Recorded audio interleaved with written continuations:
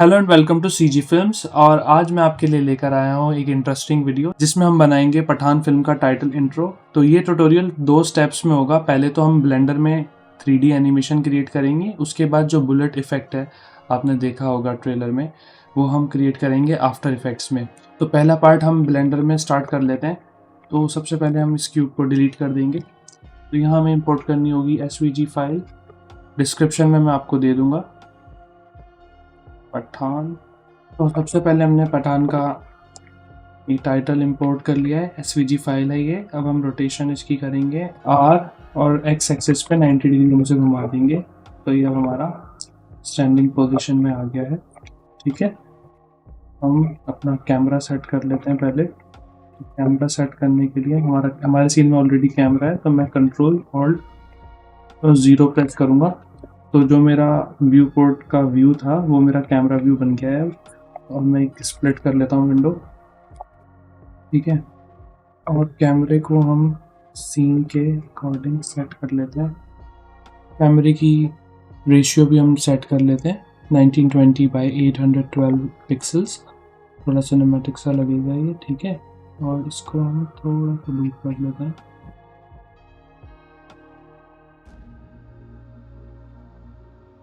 इतना मेरे ख्याल से ठीक है। ओके, तो ये हमारा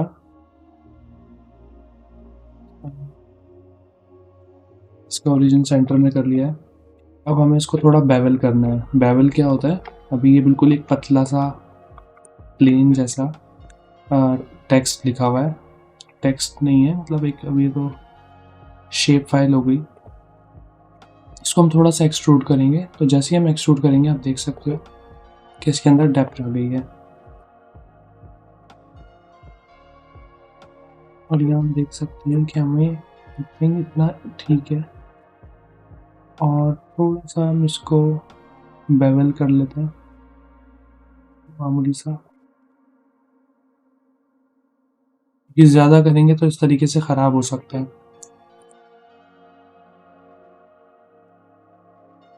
कोई भी ऑब्जेक्ट बिल्कुल शार्प एजेस नहीं होती, जैसे कि ये पहले था। इतना शार्प कोई भी चीज़ नहीं होती, ये नकली सा लगता है।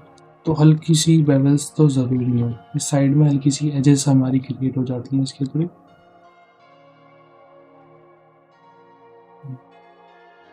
इससे हमारी रिफ्लेक्शन वगैरह बहुत अच्छे से निकल के आती है, हम देख भी पा रहे होंगे। लेकिन ये अभी भी ख़राब हो रहा है, इसे हम बाद में ठीक करेंगे। और ये हमारा काफ़ी हद तक ठीक आ गया है।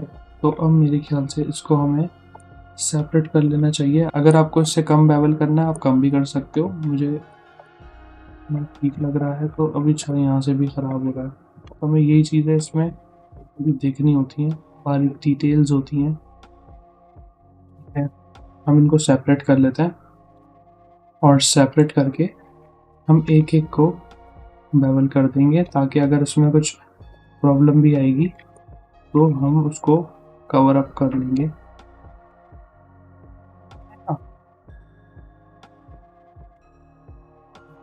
से काफ़ी अच्छा इफेक्ट क्रिएट होगा, जो कि ज़रूरी रहेगा हमारे।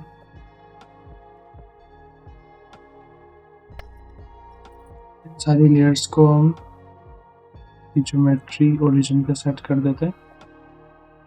उससे हमारा क्या होता है, रोटेशन के लिए आसानी रहती है। इंडिविजुअल कैरेक्टर्स हो गए हैं, मैं इसको रीनेम कर देता हूँ। जैसे ये पी है, क्योंकि हमारे टाइटल में 3 बार ए आ रहा है। तो A1 ये हो गया, पी,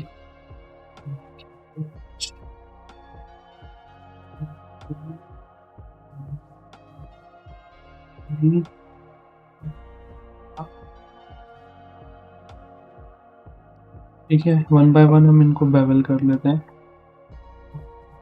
देखो डिफरेंस, इसमें मैंने बेवल करा है कॉर्नर्स को, और ये ए में और इसमें डिफरेंस देख लो आप कितना अच्छा इसमें रिफ्लेक्शन और कॉर्नर्स हमारे बन के आए। इस तरीके से बेवल का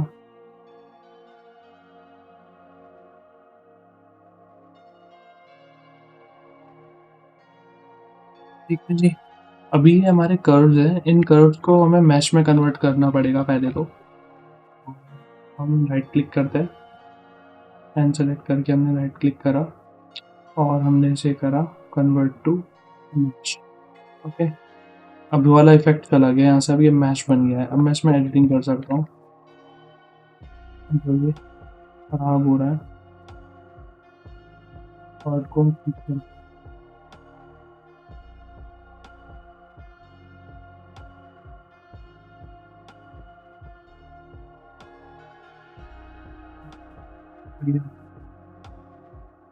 अच्छा, अल्फाबेट है जो खराब हो रहा है, हम उसको चेक कर लेते हैं। जैसे कि ये खराब है, यहाँ पर फायर फ्रेम मोड ले लेते हैं ताकि आसानी से हम डिलीट कर सकें चीज़ें।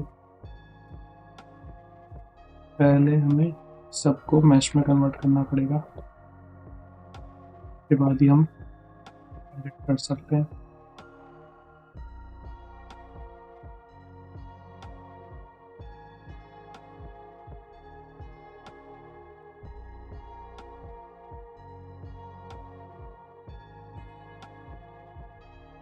वायर फ्रेम मोड में ना आर पार दिख जाता है, हाँ, ये आसानी रहती है।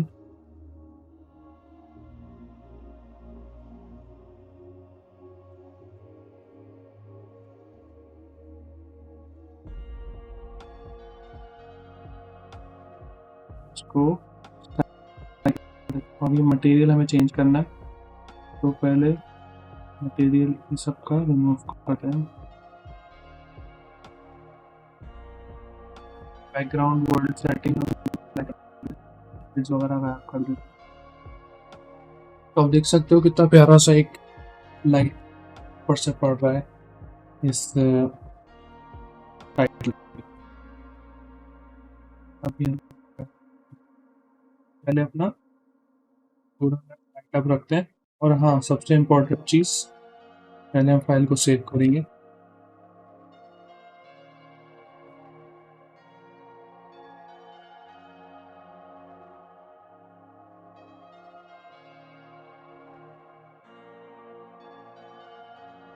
अब हमें इसके अंदर टेक्सचर अप्लाई करना है।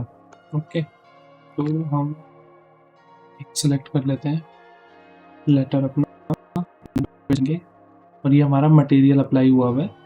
ओके, तो सबसे पहले हम टेक्सचर इंपोर्ट कर लेते हैं, क्योंकि मैंने ऑलरेडी कर रखा है, मेरी रिकॉर्डिंग ख़राब हो गई थी, तो मैं आप लोगों के लिए दोबारा से रिकॉर्ड कर रहा हूँ ये पर्टिकुलर पार्ट। तो मैं आपको ये दोबारा से क्रिएट करके दिखा देता हूँ। तो मैंने साथ में टेक्सचर्स अपलोड कर दिए हैं, लिंक डिस्क्रिप्शन में मैं आपको दे दूँगा। और तो यहाँ पर हमें क्या करना होता है ना, मैं इसको एक को रिमूव करके आपको दिखा देता हूँ। तो हमें एक इमेज टेक्सचर को यहाँ पे ओपन करना होता है, Shift+A हम प्रेस करेंगे तो हमारा ये ऐड का ऑप्शन खुल जाएगा। यहाँ पर हम जाएंगे, इमेज टेक्सचर टाइप करेंगे तो ये आ जाता है। ठीक है, ये सेम चीज़ है, इसको मैं डिलीट कर देता हूँ। तो यहाँ से आप ओपन कर लेंगे अपना इमेज टेक्सचर। मैंने ऑलरेडी ओपन करे हुए हैं, तो मैं यहीं से अपना लिस्ट में से ही खोल लेता हूँ। तो मेरा ये वाला टेक्सचर अप्लाई हुआ है। ठीक है, हो सकता है आपका इतना प्रॉपरली टेक्सचर अप्लाई हुआ ना आए। ठीक है, तो उस सिचुएशन में आपको क्या करना है, सिचुएशन में आपको अपना ऑब्जेक्ट सेलेक्ट करना है, आप उसकी एडिट मोड में जाएंगे टैब प्रेस करके। तो हमने यूवी एडिटर खोल लेते हैं। तो ये हमारी यूवी जो है इस टेक्सचर पे इस तरीके से सेट हुई हुई है। ठीक है, देखो आप, जैसे कि मैं इसको एस प्रेस करके जूम इन जूम आउट कर रहा हूँ, तो पी के ऊपर मेरा टेक्सचर में फ़र्क आ रहा है। ठीक है, इसी तरीके से सारे ऑब्जेक्ट्स जो है हमारे, जो लेटर्स हैं पठान के, इस सब पे इस तरीके से ही टेक्सचर अप्लाई हुआ है।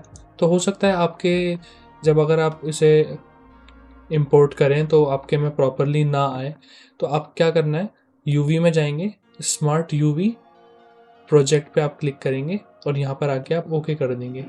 तो इस तरीके से ही आपको एक रैंडमली थोड़ा प्रॉपर, क्योंकि हो सकता है स्टार्टिंग में आपके पास ख़राब आए, मतलब इससे भी बहुत बुरा टेक्सचर अनरैप हो, तो इससे आपको थोड़ा बेटर अनरैपिंग मिल जाएगी। या फिर आप जा सकते हैं यूवी और सीधा आप अनरैप करेंगे, तो इस तरीके से भी आप अपना टेक्सचर को तरीके से अनरैप कर सकते हैं और उसको तरीके से सेट कर सकते हैं, जैसे कि आप देख सकते हो।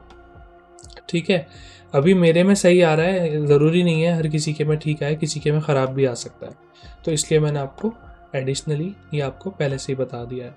ओके, चलिए इसी तरीके से हम बाकी सब पे भी अप्लाई कर लेते हैं।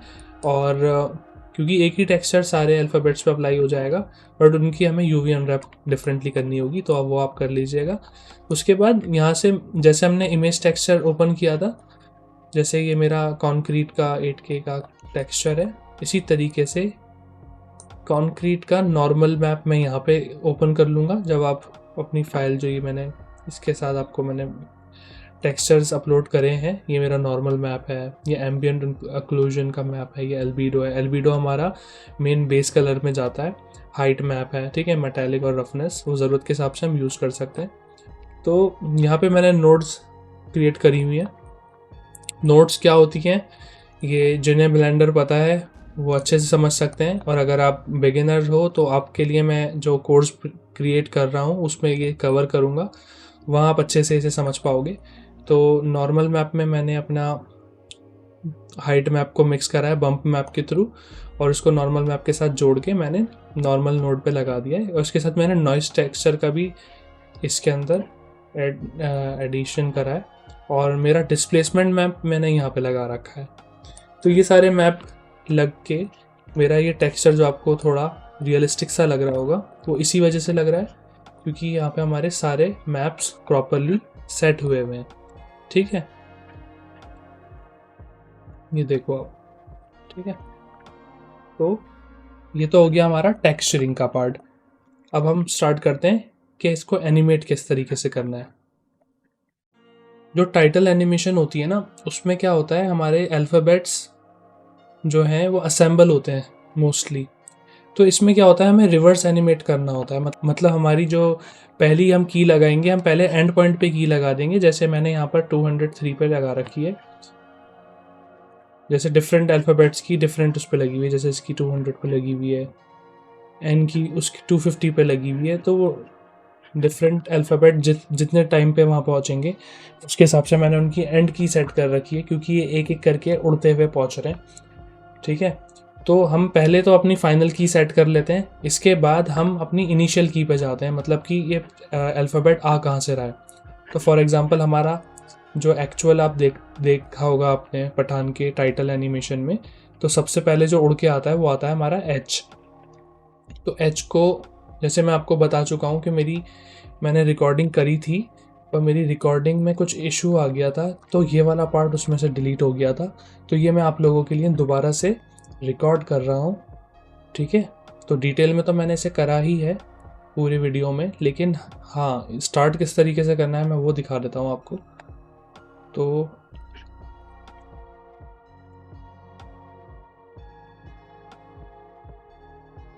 सबसे पहले हमें क्या करना है, मैं इसको सीन को कॉपी कर लेते हैं।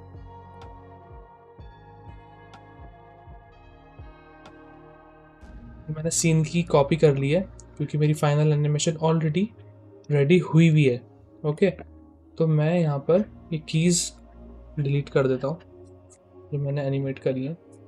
हम कॉपी पे वर्क कर रहे हैं ना, एक बार हम चेक कर लेना चाहिए कि हम कौन सी फाइल पे, हाँ सीन 1 पे हम कर रहे हैं। जो हमारा सीन वाली सीन है वो हमारी फाइनल फाइल है। तो पहले मैं सबकी कीज़ डिलीट कर देता हूँ ताकि मैं एक अल्फ़ाबेट आपको एनिमेट करके दिखा दूँ।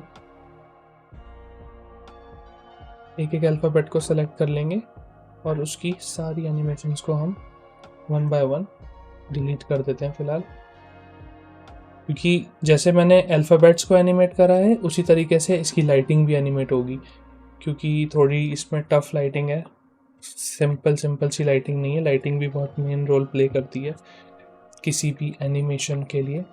ठीक है ना, लाइटिंग को हम बाद में समझ लेंगे, पहले हम समझते हैं कि अल्फ़ाबेट्स एनिमेट कैसे होंगे। तो पहले फॉर एग्जांपल मान लो हमारे सारे अल्फ़ाबेट्स 250 फ्रेम पर आके असेंबल होने, तो मैं पहले आई प्रेस करूँगा और यहाँ पर अपनी लोकेशन और रोटेशन की लगा दूंगा। ठीक है, तो ये हमारा की फ्रेम बन गया पी का, ऐसे ही ए का, ऐसे ही टी का, ऐसे ही एच का, ऐसे ही ए को लगा देते हैं, दूसरे वाले ए को भी लगा देते हैं और एन को भी लगा देते हैं। तो हमारी जो एनिमेशन एंड होगी उसमें पठान असेंबल होगा यहाँ पर, ठीक है। ये तो हो गई इसकी एंड की फ्रेम, ठीक है। यहाँ पर आके ख़त्म होगा ये इसकी एनिमेशन। अब लगा लेते हैं हम कि स्टार्ट कहाँ पर होगा। तो स्टार्ट होने के लिए सबसे पहले जैसे हमारा एच आता है, तो एच को पहले मैं डिलीट कर देता हूँ। एच को हम एनिमेट करना है, ये हमारा कैमरा है, ठीक है। तो एच को हम पकड़ेंगे और इसको ड्रैग करते हुए कैमरे से पीछे ले आएंगे, ठीक है। और क्योंकि ये आपने टाइटल एनिमेशन में देखा होगा, तो ये कैमरे के राइट साइड से एनिमेट होता हुआ आता है। तो यहाँ हम आई प्रेस करके लोकेशन और रोटेशन की लगा देंगे। तो अगर आप देखोगे तो ये एनिमेट हो गया, ठीक है। अभी तो ये सीधा सीधा एनिमेट हो गया। तो ये हमारा बेसिक कॉन्सेप्ट होता है एनिमेशन का। तो आपने नोटिस किया होगा कि टाइटल एनिमेशन में ये अल्फ़ाबेट्स रोटेट होते हुए भी आ रहे हैं। तो हमें Z एक्सिस पे इसको रोटेट करना होगा। तो यहाँ पर हम 360 डिग्री की रोटेशन ले लेते हैं और फिर से हम आई प्रेस करेंगे, लोकेशन रोटेशन को सेव करेंगे। तो अब आप अगर नोटिस करोगे तो आप देखिए कि ये एच एनिमेट होता हुआ, रोटेट होता हुआ अपनी जगह पे जाके लग जाएगा, ठीक है ना। ये देखिए कितना अच्छा लग रहा है।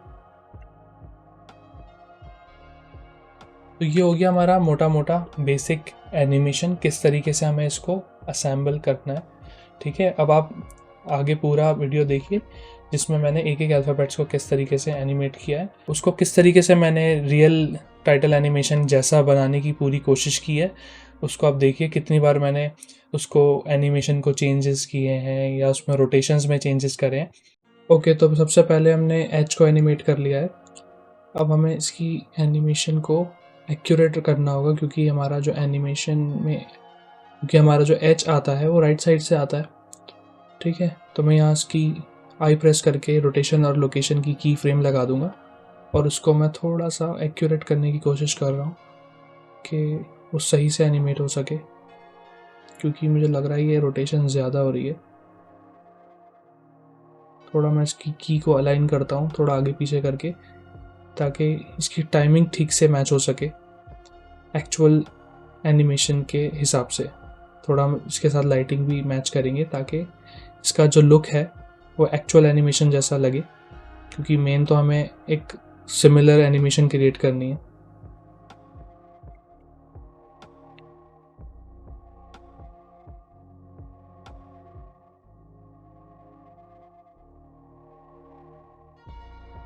इसका कोई रूल नहीं है, हमें बार बार ट्राई करके चेक करना पड़ता है। कभी हम गलत भी होते हैं, कभी हम ठीक भी होते हैं, तो इसलिए हमें इसे बार बार चेक करना होता है।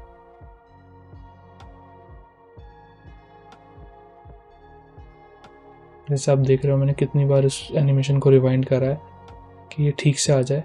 अब जैसे हमारा एच हो गया है, तो हम ए को एनिमेट करेंगे, ठीक है ना, क्योंकि ए जो है हमारा लेफ्ट साइड से आ रहा है कैमरे के। इस तरीके से हमने ए को एनिमेट कर लिया है। की लगाना तो आप समझ ही गए हैं, आपको आई प्रेस करना है और हम यहाँ पर लोकेशन और रोटेशन दोनों को की कर रहे हैं, तो इसलिए हमें वो वाली सेटिंग सेलेक्ट करनी है, लोकेशन एंड रोटेशन, और हम अपने टाइमिंग के अकॉर्डिंग उसको की लगाते हुए एनिमेट कर सकते हैं।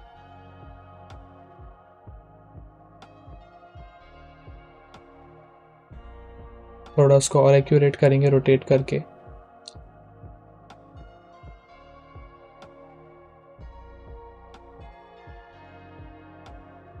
लेकिन हमारा ए जो है वो ज़्यादा एनिमेट हो रहा है, देख रहे हो। तो इतना ज़्यादा भी एनिमेट नहीं होना चाहिए।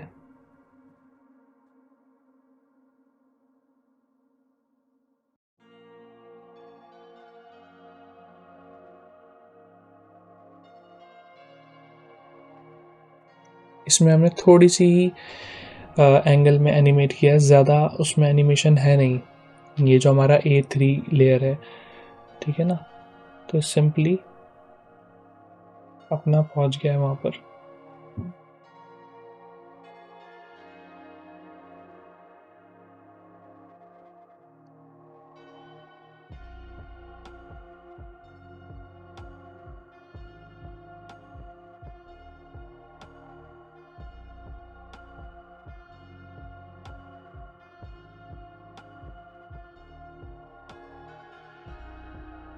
अब ये ठीक हो गया है।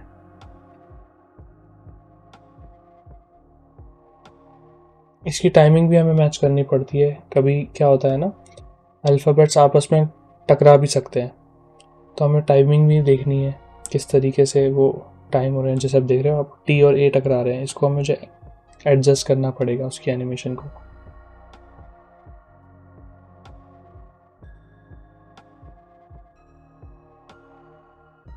अभी हमारे 3 लगभग एनिमेट हो चुके हैं अल्फ़ाबेट्स।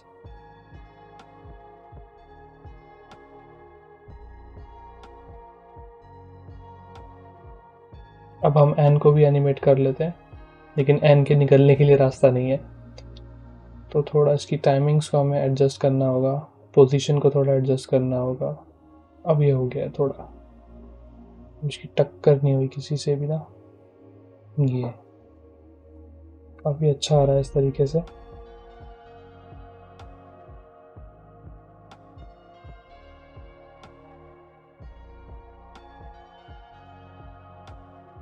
और ये जो लेफ़्ट वाला ए है, ये सीधा ही जा रहा है, तो इसमें हमें कोई रोटेशन नहीं है, सीधा सीधा इसकी पोजीशन चेंज हो रही है।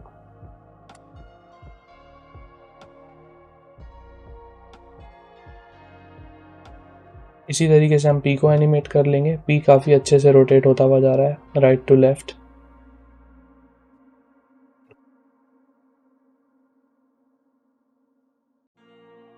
थोड़ा इनको एडजस्ट कर लेंगे क्योंकि ये यहाँ भीड़ हो गई है बीच में।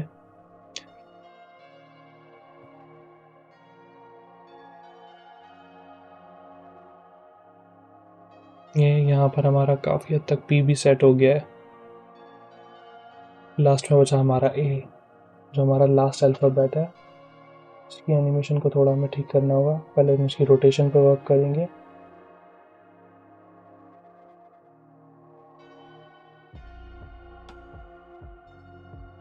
ये ज़्यादा रोटेट हो गया है, इसको हमें 180 डिग्री पे घुमाना पड़ेगा माइनस।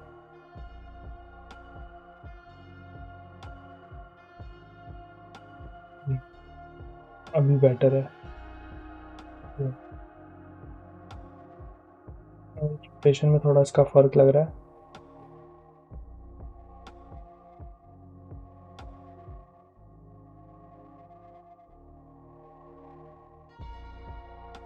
बेसिक एनिमेशन हमारा हो गया है। अब हमें इसकी थोड़ी लाइटिंग करेक्ट करनी पड़ेगी। तो जिस तरीके से हमने बार बार एनिमेशन को एडजस्ट किया है, कभी ठीक करके, कभी उसको आगे करके, कभी पीछे करके, उसी तरीके से हमें लाइटिंग को भी करना पड़ेगा। क्योंकि ये सारे अल्फ़ाबेट्स जो हमारे ऑब्जेक्ट्स हैं, ये मूव हो रहे हैं, तो उसके अकॉर्डिंग हमें लाइट्स को भी मूव करना पड़ेगा। कहीं पे उसकी शेडोज़ आएंगी, तो कहीं उसकी हाईलाइट्स आएंगी, कहीं उसकी बैकलाइट आएगी। और हमारे सारे अल्फ़ाबेट्स दिखने भी चाहिए, ऐसा नहीं है कि फ्लैट लाइटिंग हो जाए।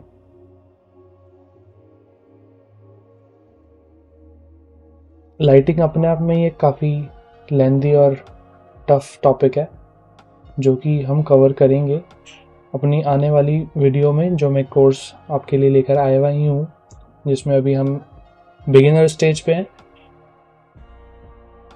तो जैसे जैसे हम उसमें प्रोग्रेस करेंगे, तो हम उसको एडवांस लेवल पे लेके जाएंगे। जैसे अभी आप देख ही रहे हो कि हम लाइटिंग किस तरीके से कर रहे हैं, किस तरीके से उन्हें, किस तरीके से लाइट को एनिमेट कर रहे हैं। देख रहे हो आप किस तरीके से टॉप लाइट जो है पहले बैक लाइट का वर्क कर रही है, और जैसे जैसे ये अल्फ़ाबेट्स असेंबल हो रहे हैं, तो ये हमारी सामने आ जाती है, और हमारा जो पूरा टाइटल है वो अच्छे से लाइट हो जाता है।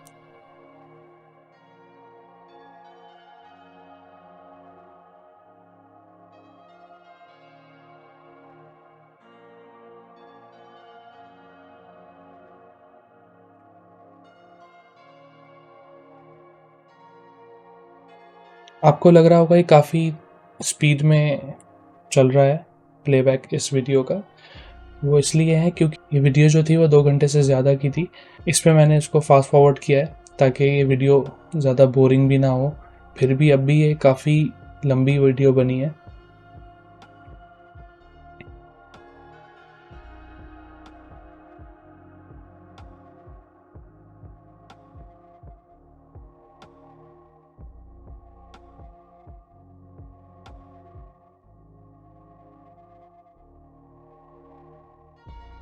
अभी तो जैसे हम ओवरऑल लाइटिंग कर रहे हैं,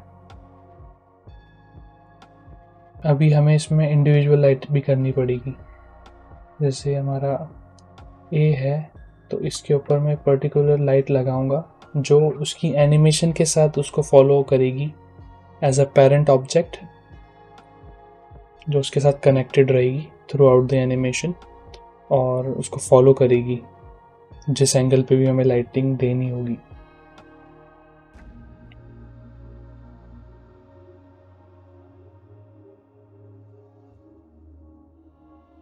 बैकड्रॉप लगा देते हैं क्योंकि पीछे एक हल्का सा स्पॉट इफेक्ट भी आ रहा है। अगर आप एक्चुअल ट्रेलर को देखेंगे टाइटल एनिमेशन के तो उसमें पीछे हल्का सा बैकड्रॉप भी दिख रहा है, तो अच्छा रहेगा थोड़ा और उसको सिमिलर बनाने की अगर हम कोशिश करते हैं तो।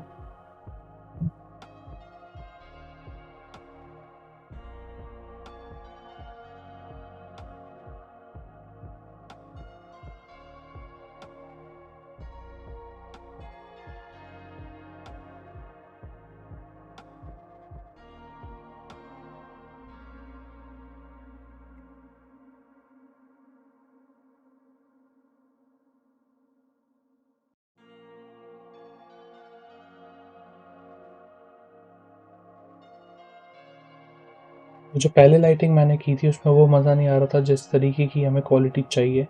तो जैसे मैंने आपको बताया था कि मुझे उस तरीके से लाइटिंग करनी पड़ेगी कि हमारी लाइट हमारे अल्फ़ाबेट्स को फॉलो करे थ्रू आउट द एनिमेशन, ताकि जो पर्टिकुलर एंगल पे हमें लाइटिंग चाहिए वहाँ पे हमें लाइट मिल सके। तो जैसे ए पे मैं लाइट सेट कर रहा हूँ, उसके फ्रंट और उसके बैक साइड पे बोथ साइड पे मैं लाइट्स को उसके पेरेंट ऑब्जेक्ट की तरह कनेक्ट कर दूंगा, ताकि जैसे हमारा ए एनिमेट होता हुआ पीछे जा रहा है वो लाइट दोनों लाइट्स उसको आगे और पीछे से उसे फॉलो करेंगी, जैसे कि आप देख सकते हो।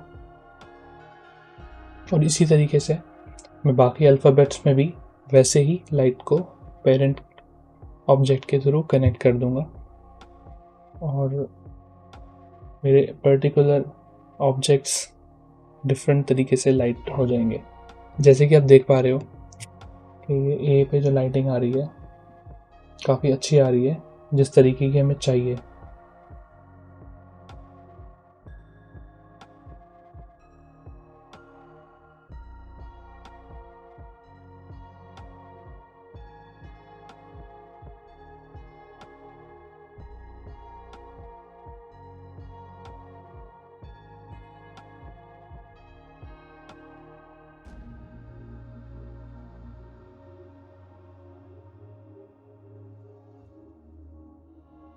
पीछे बैक लाइट के लिए हम एक स्पॉटलाइट लगा देते हैं, इसमें हमारी जो बैकड्रॉप है उस पर थोड़ी सी लाइटिंग आ जाए ताकि हमारे जो अल्फ़ाबेट्स हैं वो बैकग्राउंड से थोड़ा सेपरेट हो जाए।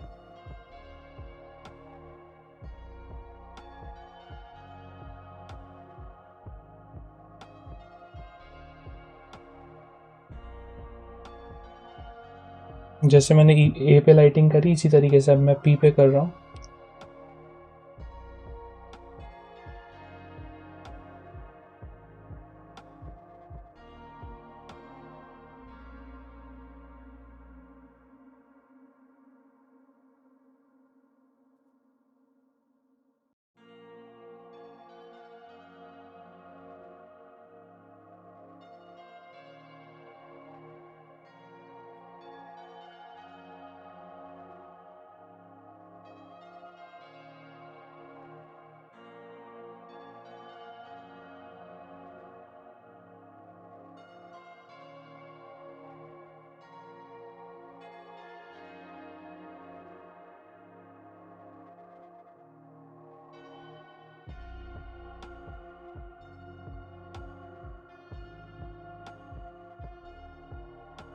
अब हम टी पे इस तरीके से लाइटिंग कर रहे हैं। और हाँ, हमें एक चीज़ और करनी है क्योंकि हमने जो टॉप लाइट है वो जो घूम के एनिमेट होके हमारे पूरे टाइटल पे पड़ेगी, तो उसकी अच्छी खासी हमने पावर रखी है।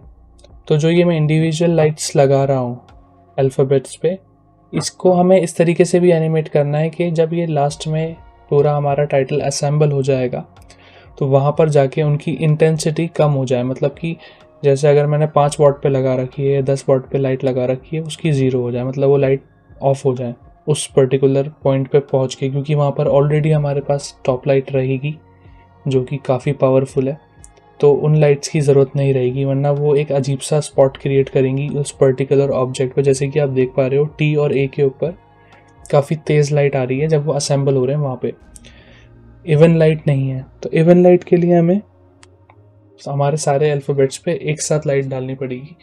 तो ये जो इंडिविजुअल लाइट्स हैं अभी फ़िलहाल, इसको हमें डिम करना पड़ेगा उस पर्टिकुलर की फ्रेम पे।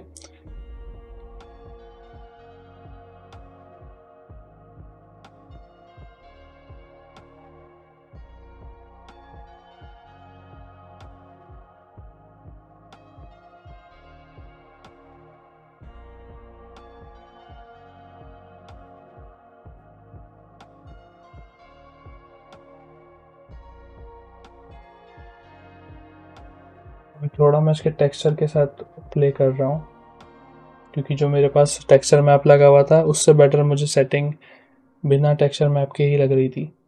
इस तरीके से मैंने थोड़ा उसमें ट्यूनिंग करके चेक करा, थोड़ा मेटालिक इफेक्ट उसका बढ़ा के घटा के चेक करा मैंने, और कलर रैम के थ्रू थोड़ा मैंने एडजस्टमेंट किया।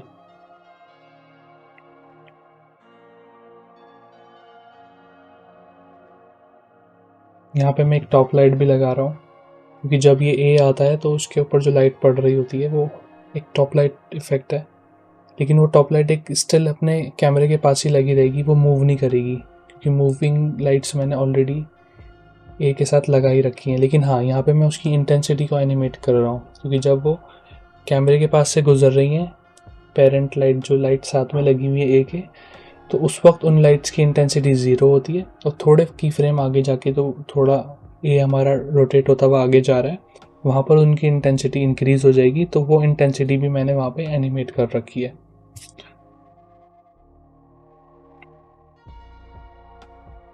तो आप देख सकते हो काफ़ी हमारा टाइटल निकल के आ रहा है।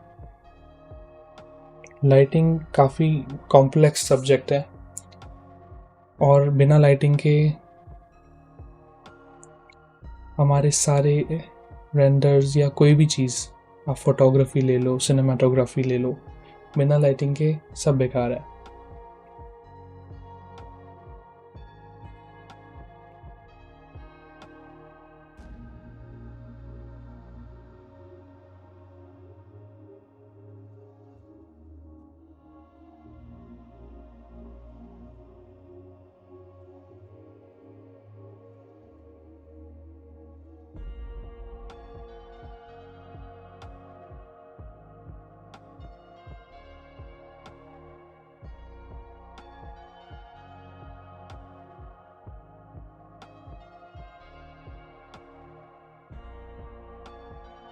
तो यहाँ पर हम जो एच है उसकी एजेस को हाईलाइट करने की कोशिश कर रहे हैं, कि वो अंधेरे में से निकलता हुआ आ रहा है और उसकी हल्की सी एजेस पे लाइट पड़ रही है, जो आप देख पा रहे हो कितना प्यारा लग रहा है। फिर वो एच उस लाइट की तरफ रोटेट होता है, तो तब वो हाईलाइट होता है कि वो क्या अल्फ़ाबेट है, वरना स्टार्टिंग में पता नहीं चल रहा। और फिर वो लाइट घूम के उस एच के दूसरे साइड पे पहुंच जाती है, जैसे कि आप देख रहे हो राइट साइड पे मेरी स्क्रीन के किस तरीके से वो एनिमेट हो रही है।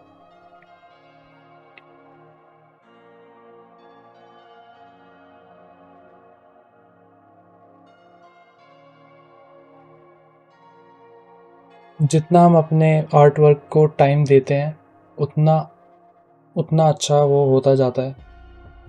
वही है, जितना वक्त आप दे सकते हो, क्योंकि फाइन ट्यून जितना आप करोगे चीज़ को, वो उतनी बेहतर होती जाएगी।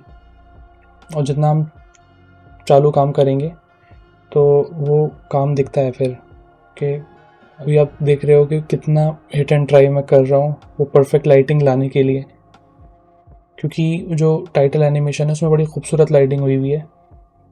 उस तरीके की लाइटिंग क्रिएट करना काफ़ी टफ है, तो वही मैं कोशिश कर रहा हूँ। और आप देख भी पा रहे होगे कितनी बार मैं चेंजेस कर रहा हूँ, क्योंकि जितना आप चेक करोगे उतना आप समझ पाओगे कि कौन सी लाइट वर्क कर रही है, कौन सी नहीं कर रही है।